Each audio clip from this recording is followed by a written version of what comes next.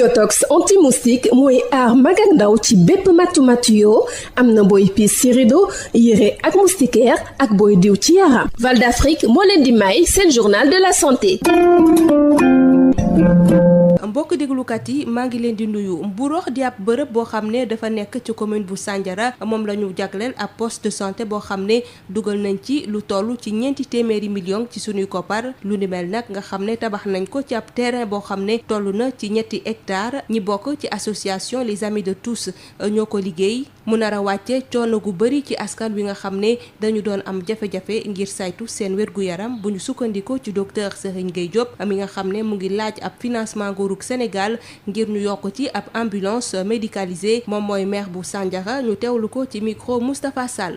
voilà tey dafa nekk bés bu rëy tey xam nga dëkk bu mel ni Mburox mosta am dispensaire dafa sori Sandiara presque ay 15 kilomètres de Sandiara association bi nga xam ne mooy les amis de tous ay surtout jiite ko ñëw def lu tollu 400 millions dispensaire bi sax dispensaire en réalité hôpital la.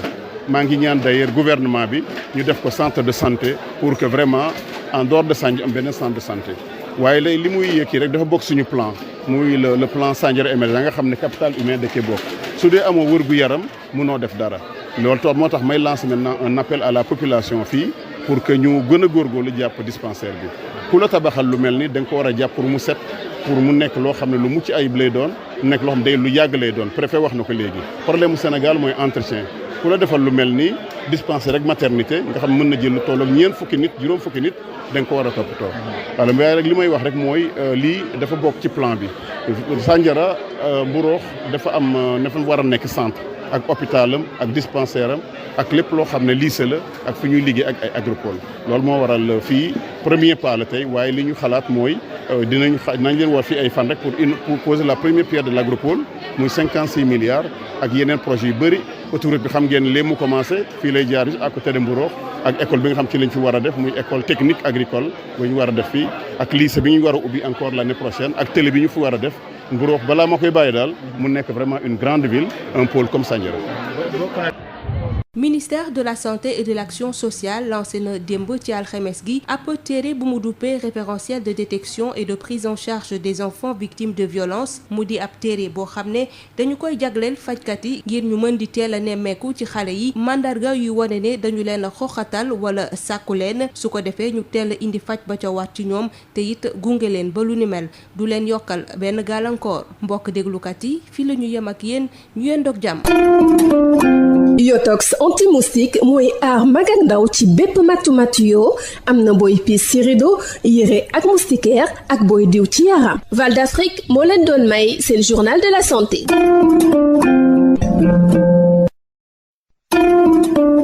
Yotox anti-moustique pour le corps, les vêtements, les rideaux et draps vous protège contre les moustiques chez l'adulte et l'enfant. Val d'Afrique vous offre votre journal de la santé. Bonjour à tous et bienvenue. Mburox, une localité située dans la commune de Sandiara, vient de réceptionner un poste de santé d'un coût de 400 millions de nos francs. Une structure construite sur un site de près de 3 hectares grâce à la générosité des femmes de l'association Les Amis de tous. Une page douloureuse vient d'être fermée selon le maire de Sandiara, docteur Serigne Gueye Diop, qui demande à l'État le financement d'une ambulance avant d'inviter les populations à s'approprier ce joyau pour l'entretien et la gestion. On l'écoute avec Moustapha Sall. Une page que nous venons de tourner, une page douloureuse de plusieurs années de soins de santé défaillants dans cette zone reculée. C'est pour cette raison que je voulais d'abord rendre un hommage à Aïssatou, l'association Les Amis de tous, pour nous avoir offert cette belle réalisation de 400 millions de francs CFA. C'est un instrument très important qui nous pousse à réfléchir sur le rôle humanitaire des uns et des autres. Je voulais leur rendre un hommage mérité. L'autre aspect qui me paraît très important, c'est que Mburox aujourd'hui va maintenant mieux voir son avenir en rose. Parce qu'en dehors de cet hôpital, nous sommes en train, comme vous le savez, de mettre ici l'agropole intercommunal de l'Ouest, que le chef de l'État a bien voulu offrir à cette zone, qui va créer aussi du travail. Et je voulais que cet hôpital puisse également prendre en charge tous les travailleurs de l'agropole intercommunal. Ça va faire 5000 personnes Et c'est pour cette raison-là que nous sommes aussi très très contents. Mais en réalité, Mbourokh, pour nous, c'est un autre centre que nous devrions développer. Un centre d'abord de santé, un centre économique, mais un centre aussi académique avec le collège de Mbourokh, avec un centre également de travail. Nous avons dit qu'en dehors de l'agropole, il y a aussi l'autoroute à péage qui va passer à Mbourokh. Et c'est ça qui permettra aux jeunes de Mbourokh de gagner de l'argent, de pouvoir soutenir leur famille, d'être éduqués. Mais ce n'est pas fini. Il y a juste 3 jours, je suis venu avec l'université Mohamed VI, l'université de Dakar. Mbourokh va aussi abriter une université. Donc voilà un peu le Mbourokh du futur que nous sommes en train de construire. Et la santé, c'est justement un des piliers importants. Le dernier aspect qui me reste vraiment à aborder, c'est vraiment la population.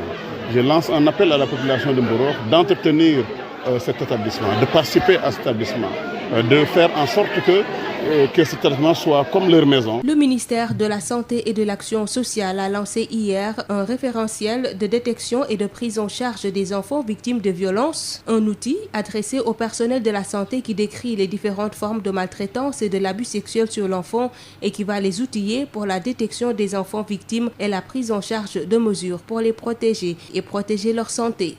C'est tout pour aujourd'hui. Merci de nous avoir suivis.